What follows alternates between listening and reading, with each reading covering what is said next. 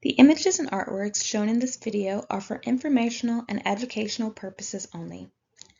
Hello, my name is Amber Pierce and I am the teaching artist working with the Vibe Creative District on this very exciting public art project.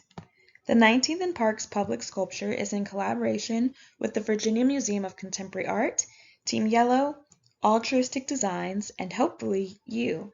This is an open call to all school-aged youth to submit drawings to be included in the resulting design. So the following images are renderings of what the final product may look like. As you can see, the public art piece will be composed of archways that loosely reference a simple house-like shape. The inspiration for this piece comes from the artwork of quilts. So you can see from an aerial view, the archways will reference the Virginia star quilt pattern. Using the drawings that you all submit to this open call, I will compose and arrange a design inspired by the patterns and visuals that are traditionally seen in the quilts, ultimately creating an artwork that reflects our collective community and brings our stories and traditions together visually. So that is the idea and goal of this public art piece. In the next part of this video, I'm going to show you some examples of quilts that were created locally here in Virginia, as well as how contemporary artists are using this form of art to share what's important to them. Quilts often tell us something about the artist. In the next few slides, as you're looking at these pieces, ask yourself, what do you see? The Museum of Contemporary Art recently held a pop-up exhibition of quilts created by the 5440 Quilters Guild. Here are two detail shots of some of just two of the quilts that were on display. As you can see, quilts are created with a variety of color and design elements in mind. They include lots of detail, but also aspects of simplicity and symbolism. Quilting is a traditional practice with a lot of history, and it is also a field that is ongoing, with our appreciation for the craft growing day by day. And before you start your own drawing, we'll look at just a few of the visual aspects of a few different quilts. This quilt is called Celestial Harmony, and it is currently in the collection of the Virginia Quilt Museum. Looking at this quilt, what do you think the creator was interested in? What do you see? Are there any shapes or symbols you recognize? What colors did the quilter use and why?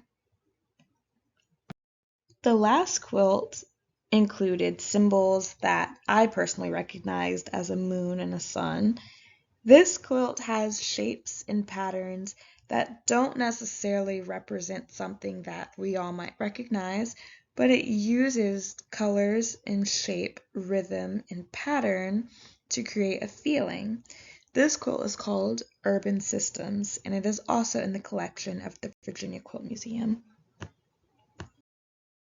Sometimes quilts contain very recognizable images and symbols, and these are often meant to transfer ideas, transfer messages, or just pay homage to things that are important to the artist. In this quilt, A Garden from the French, we can see some more obvious imagery. We see lots of nature and gardening tools. This quilt has very recognizable imagery. The artist decided to stick to a theme of desserts here. Because artists often depict things that are important to them, do you think these are the artist's favorite desserts?